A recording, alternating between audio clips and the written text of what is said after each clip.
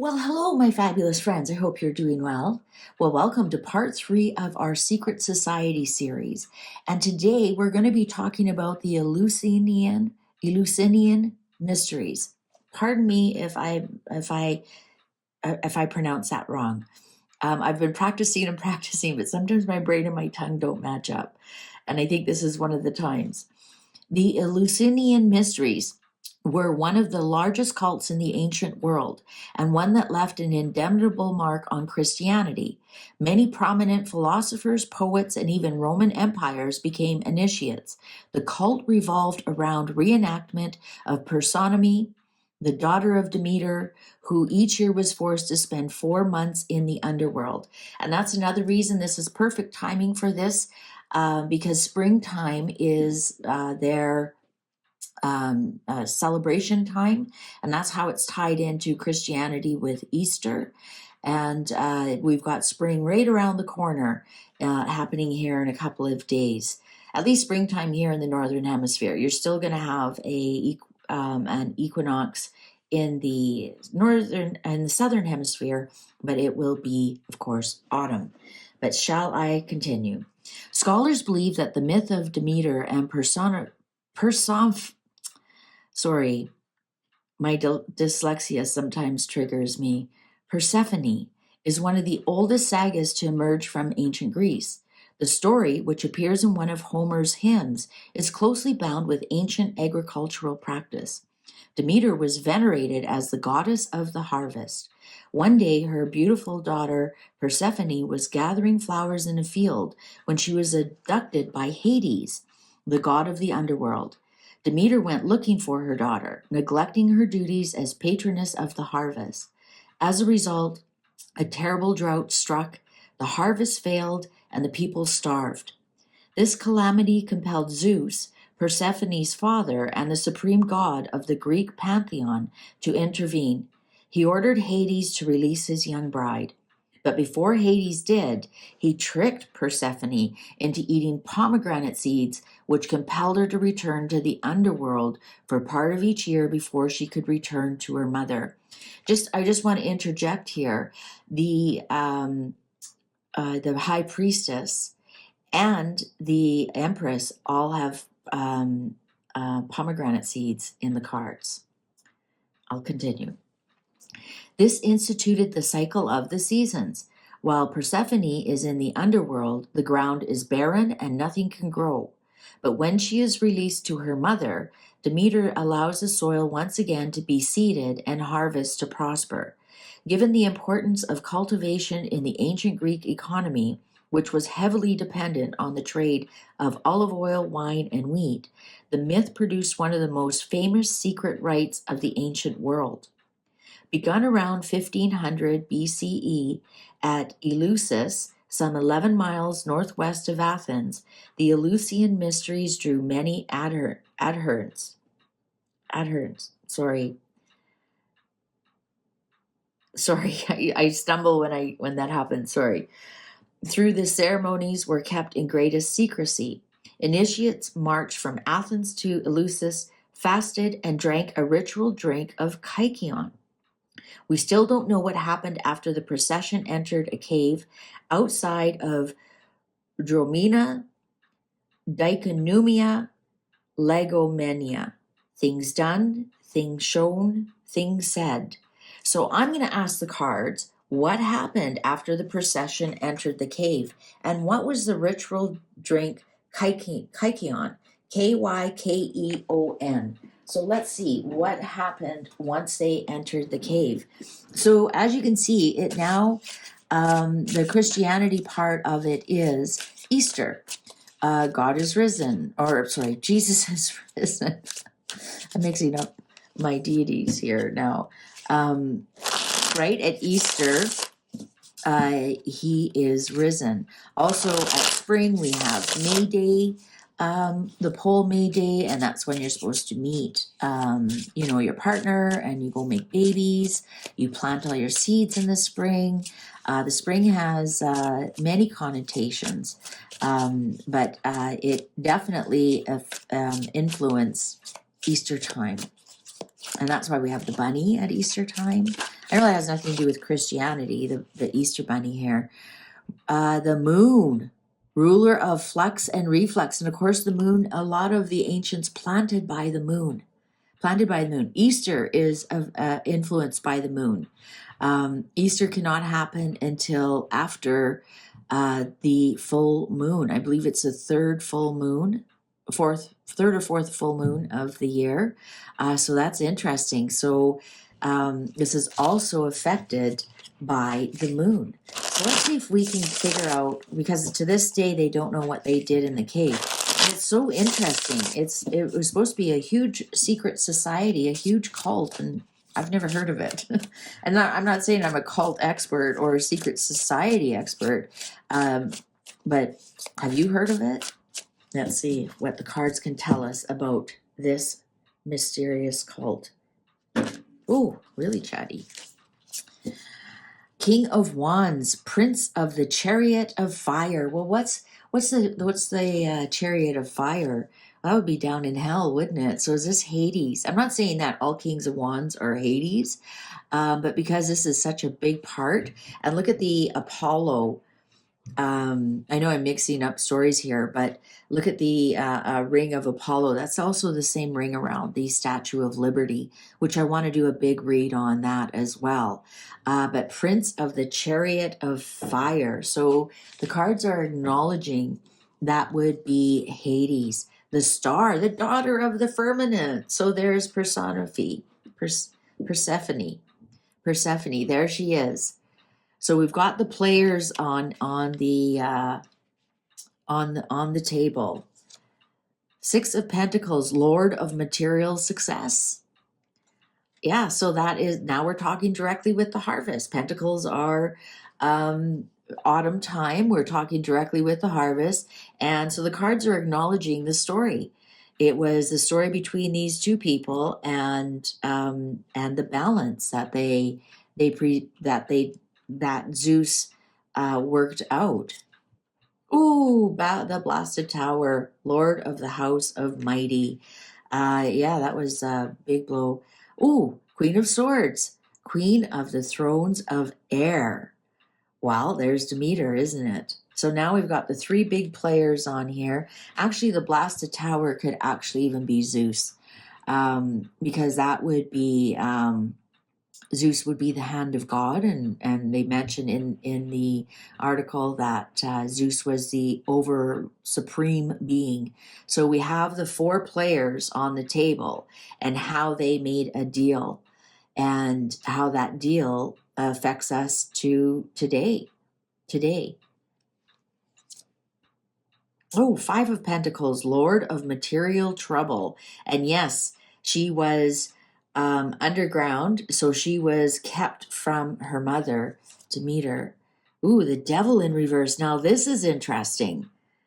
Very interesting. I do not read these cards in reverse, and this one showed up in reverse. And the Devil upright is not being able to let go of anything. And who's Hades? The devil, right? So the devil's hanging on to her. In reverse is finally letting go of something. This is really good news for people who want to quit smoking, or they ask, will I be cured of cancer? The devil usually shows up as cancer when I'm doing a health reading. In reverse is letting go. Look at that. Look at how the cards are backing up this story. Nine of Pentacles, Lord of Material Gain. Yes, Zeus came in and said, all right, let's make a deal here. And so actually, yeah. So I'm wondering if, because we're asking what happened in the cave, I'm wondering if they had to donate some money or give something up. Oh, the Magician, Magus of Power. And so now we're talking about what happens in the cave. So do we have robed? Do they wear robes? Do they create? Do they use all in their creation story? We have Mercury here. And Mercury is the magician. This is the e-commerce. So do they do some kind of bargaining with God? I'm almost getting a feeling here. Are they using Mercury as your thoughts, your words? Are they recreating this situation where you have to give up something in order to get something. Wow, the Emperor, son of the morning. Well, the Emperor is Aries, is March 21st. Can you believe these cards are exactly telling us the story? Queen of Wands, Queen of the Thrones of the Flame. And I'm going to suggest that that is actually Persephone, right? Because she has to go down for 4 months until she rises. And this is Aries. And also this is Leo is the sun. So this is the Queen of Fire. And also fire is creativity, and it doesn't just burn the place down. Fire is that spark as well, that spark of creativity, but this is also our Aries. This is crazy how this is. So this is the female who is the Queen of Wands, Queen of the Thrones of the Flame. So somehow when she goes under, she's actually being creative down there.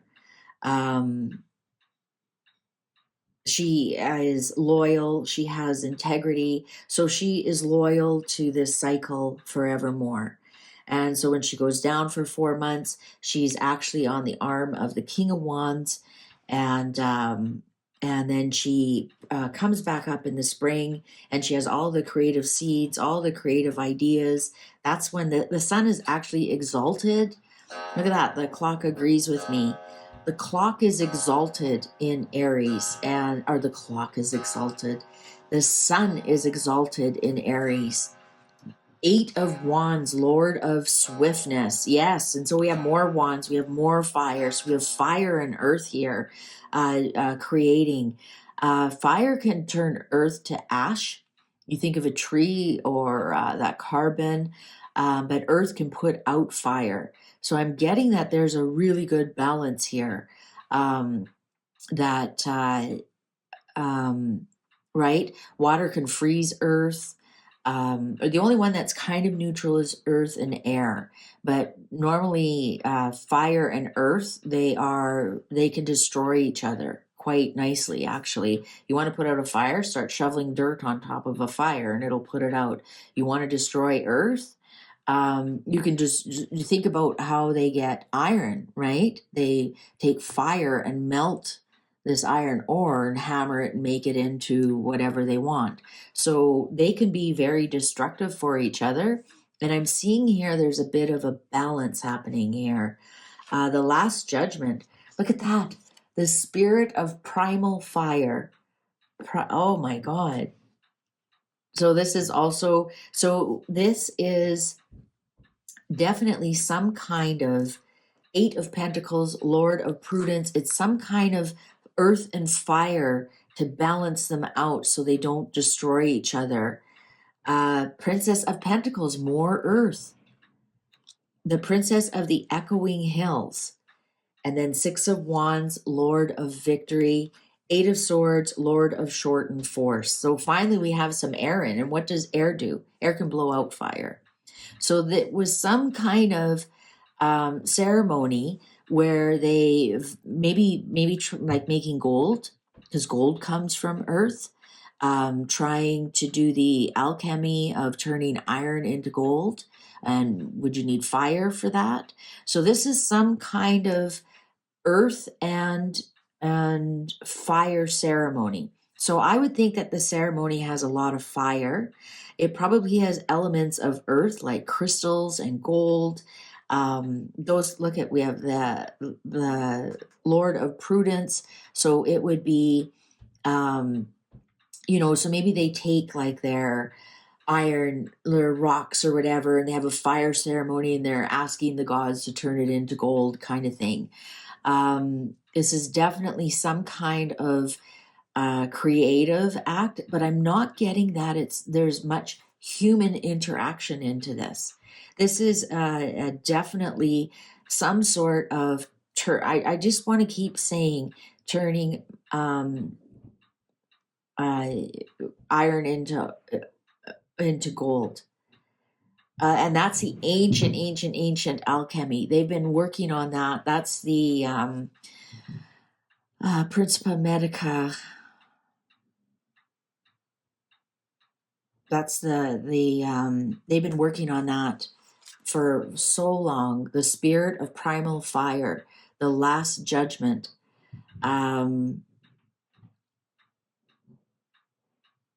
Second chances. I just keep getting turning iron into. And what was that? What was that final saying? Things done, things shown, things said. So yeah, I think they try and show an example of how to do it. So things shown, fire, earth, turning, changing the earth somehow using fire, right? Fire changes earth, whether it melts something down, turns it to ashes, it transmutes it. It transmutes it, and that's what the Last Judgment is. It's second chances. So you change something so that you have that second chance. And then things said. So, and also if you look at this blowing the horn, so that would be the vibrations of your words, and that would also be the 8 of Swords here. So think of Jericho. They tumbled the walls of Jericho with just vibration, with singing and whatnot. So I'm thinking that because the Lord of the shortened force, your voice, you only have so much to make a vocal for before it ends, and you have to take a breath in, right? Air is very shortened. When you look at it that way, winds, they blow through and then they're done. Of course there's sustained winds, but have they lasted more than a day or two? So that's why it's the Lord of the shortened force. So somehow they add air to it through the spoken word, things said. Maybe they do chants, maybe they do blessings for a good harvest, etc., etc. But it's fire. Do we have any cups at all? Right? Water makes earth into mud, and water also puts out fire. No, we don't have any cups at all. We don't have any cups at all. So water is not part. So I wonder if that's why they go into the cave, so that there's no wind that blows out the fire, right? Until they do with their own breath or their own chants, or till they're ready. Wow, that was really crazy read. It really picked up on what was going on with that. So yeah, what were they doing? They were trying to turn iron into gold by transmuting the earth, by using voices and chants for a good harvest, and for their own personal reasons as well, because you have a good harvest, then you're also making really good money with this 8 of Pentacles here. Yeah. Venerating the cycles, the moon cycles. Absolutely, that popped out. And I think we have our story here. I just wish I knew what they were trying to do, but yeah, that's what they were trying to do. Turn their misfortunes into fortunes. To sum it up.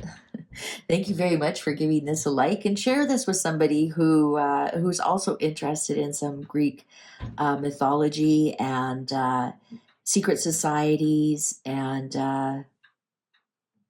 yeah, and have a happy spring. Think of this when we do get to our springtime.